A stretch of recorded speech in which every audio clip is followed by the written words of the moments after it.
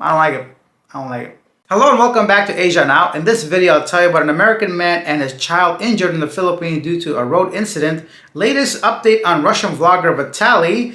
Are they really making us wear masks again? U.S. government sanctions Philippines company. Find out why. Updates on a couple Filipino court cases, plus much more. Let's jump.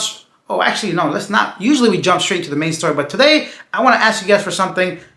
I don't want this channel to become very negative. To be honest, I'm looking for positive stories. So we're going to have a segment from now on. Every episode, I'm going to try to have something called a feel-good moment. So please share your feel-good moments in the comment section. Just say feel-good moment and tell me your story, your experience, anything you want to share. And I'm going to try to include more positive content because honestly, I don't want this channel community or just the whole idea just become negativity. Of course, negative news gets the most coverage, so I want to go ahead and try to at least do my part to bring as much positivity. So maybe I'm going to ask you to do your part. Please feel free to share any type of experience you've ever had in the Philippines. So whether small, big, anything at all, and I'll go ahead and share that with the community. So thank you for sharing your feel-good moments. An American national and his child were injured in a road accident in Purak 3, Barangay 4, Hamayalan City, Negros Occidental, Thursday afternoon. I know I butchered the name, I'm sorry. Police said the victim, 55-year-old, and his minor child, both residents of Purak 9, Barangay Aguisan,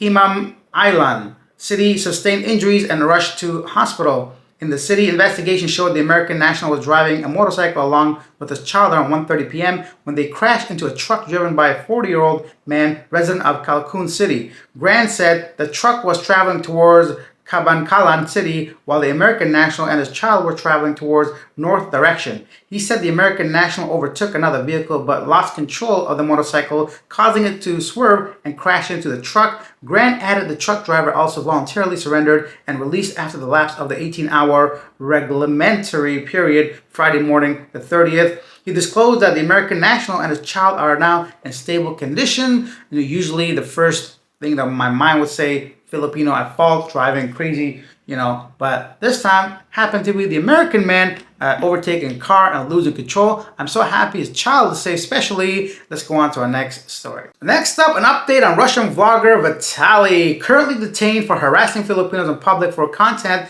He asked Department of the Interior and Local Government Secretary Johnvich Remila to drop the charges against him, citing mental health concerns. Come on, dude, mental health? You look pretty fucking healthy when you're doing those messed up things. If you guys want to see a more deep dive breakdown of his latest request, I just made a video on living abroad, I think something 8 or 9 minute video, really breaking down what he's facing, what is the latest updates. You can check that out. I'll leave the link in the description to that video in the comment section. Next up, the Department of Health has debunked circulating fake Facebook posts claiming an impending lockdown due to monkeypox or Mpox. In an advisory release on Saturday, May 31st, the Department of Health clarified that there is no need for a lockdown, emphasizing that Mpox is not airborne and that the strain currently in the Philippines, clade 2nd or 2, has significantly lower fatality rates compared to other variants. Some more information about masks. So Mpox cases are monitored in Cebu. Many people have started wearing masks again,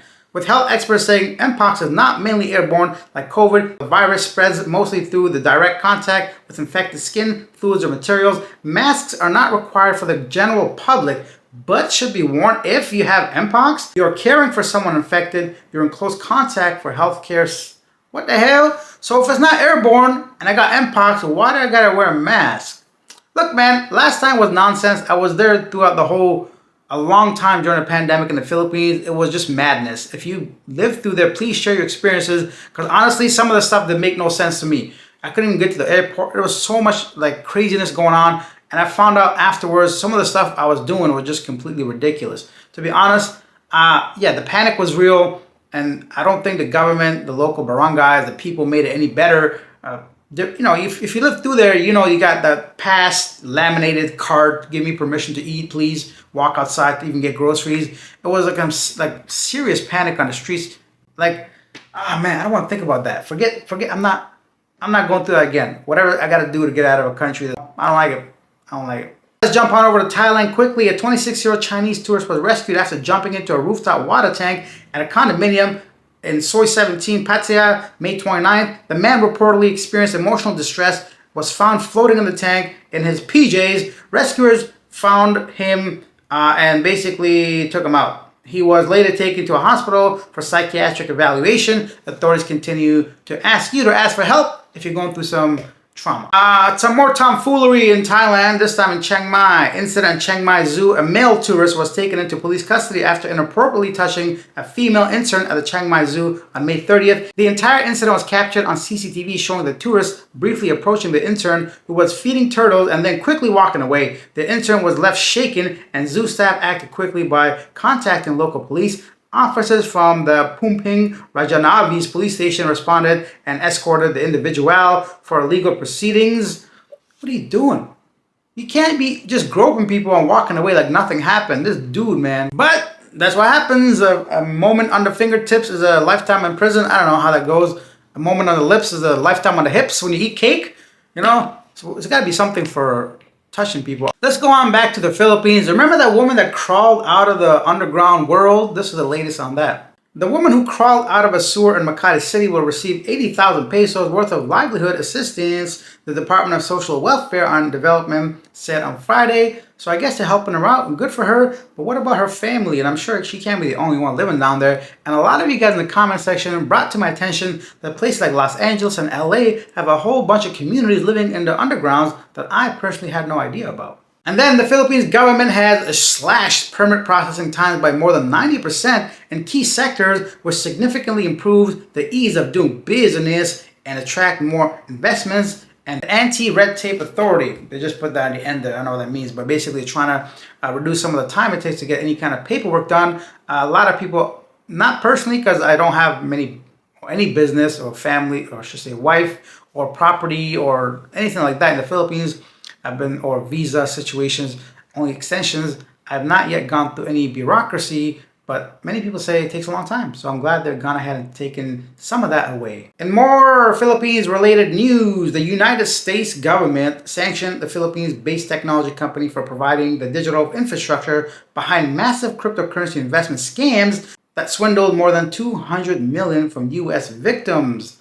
That's a lot of money. U.S. not taking that lightly. You know who else is not taking it lightly? Nigeria. Can you believe it? Here's the latest involving some Filipinos. A Nigerian court has sentenced 11 Filipinos and 4 other Asians to 1 year in prison and a fine for cyber terrorism and internet fraud. The group, which also included Chinese, Malaysian, and Indonesian nationals, admitted to running online scams and recruiting young Nigerians for identity theft. Their devices were seized, and the case is considered one of Nigeria's largest cybercrime crackdowns. Authorities say the scams mainly targeted people in the US, Canada, Mexico, and Europe. It kind of goes to show you the reach of some of these scams happening digitally, crypto, love scams, and identity theft.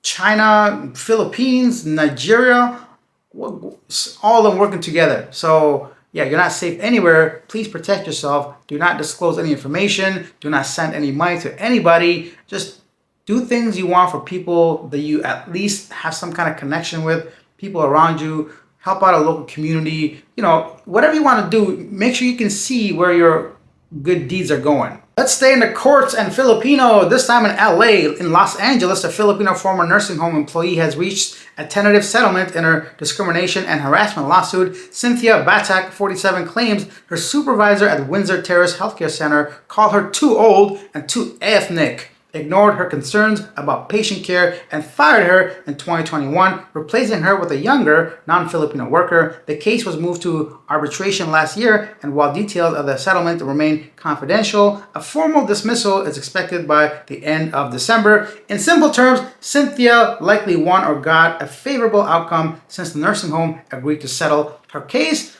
Okay, yeah, good for her. 47, come on, what is that? I gotta put this phone somewhere better than my nutsack. But 47, that ain't that old to take care of other people, especially Filipinos. You know, they look young and healthy, the majority of them, of course generalizing, but like, what's going on here? I'm glad she won, hopefully a little bit of money. And now it's time for a segment yesterday today, but I want to take a second to thank 3 individuals who bought me a coffee, so thank you guys so much from the bottom of my cold, icy heart. Ziggy bought me a coffee and says, hey Alex, I don't know why I couldn't buy you a coffee, but I really tried. Anyhow, what I really wanted to tell you is that now I live in Johor Bahru. Oh, nice, Malaysia. I've been there. And today, while I was driving around, there was a new report about a guy getting arrested for trafficking his own 10-year-old daughter. Pretty sad. Yeah, Philippines is what I cover the most content, but there's a lot of other stuff happening in many different countries. Thank you for that comment and for sharing that story. Andrew, my man, bought me 5 coffees and gave me a whole bunch of legal doctrine, some kind of essay, whatever that is. It's too long to read, so I'll go ahead and thank you anyways. And lastly, Ziggy bought me a coffee and says, aha, so it looks like I have to click your link in the description. I wonder why I couldn't buy you from my account. Anyhow, I don't forget about that Malaysian Father of the Year. And if you guys want to show some extra love, go ahead and buy me a coffee. It'll mean a lot. I've left the link in the description down below. Or you can go ahead and scan this QR code if you're watching TV. Just pull out your phone and buy me a coffee. That way, it does make a huge difference to me and motivating me to continue with these videos. Now are some of our favorite or top comments. Oscar Cat 2212 says, I live in the Philippines. It is really safe. The guy who was caught after robbing the American will spend 3 years in jail. No bail, even before he goes to trial. In the Philippines, it's FAFO. Yeah. Don't forget, there's over 100 and almost 20 million people living here. These stories don't speak for every single person or every single experience. I personally have never felt unsafe in the Philippines. So let me be clear that I just don't frequent bars. I don't get into gambling or substances, alcohol, all that stuff. I do what I can to remain safe. And honestly, living in Cebu, I've never had any bad experience when it comes to safety, personally. John Ross said when you see smuggling of food items like sugar, onions, rice, and frozen meats into a country, it means that things are expensive locally and local people eat just to survive. But in Thailand, they eat to enjoy the food because it's so cheap and abundance. Heath Runyon says, I changed my plans because of the crimes against tourists in the Philippines, so I'm going to Japan instead. Chosen One says, keep it up, Philippines, you will get upgraded to a level 3 travel advisory. A sarcastic way to say the government should do a little bit of something to help with some of these cases. And let's do one last one. Douglas says, I believe you have a bigger chance to be robbed anywhere. Just keep your head on a swivel and be vigilant about your surroundings. My favorite rule to life is don't be a dick. Yeah, true. Don't be a dick and nothing most likely will happen to you. Thank you for watching. Please don't be a dick. Or what's the opposite of being a dick? If you enjoyed this video, consider hitting that like button and sharing it with someone else that might also enjoy it. Thanks for watching. I'll see you guys tomorrow. I just noticed I'm speaking a bit slower. It's kind of fun, actually. Bye. Hello and welcome. Blah. Ziggy, ziggy, ziggy, ziggy. Ziggy, ziggy, ziggy, ziggy. Ooh.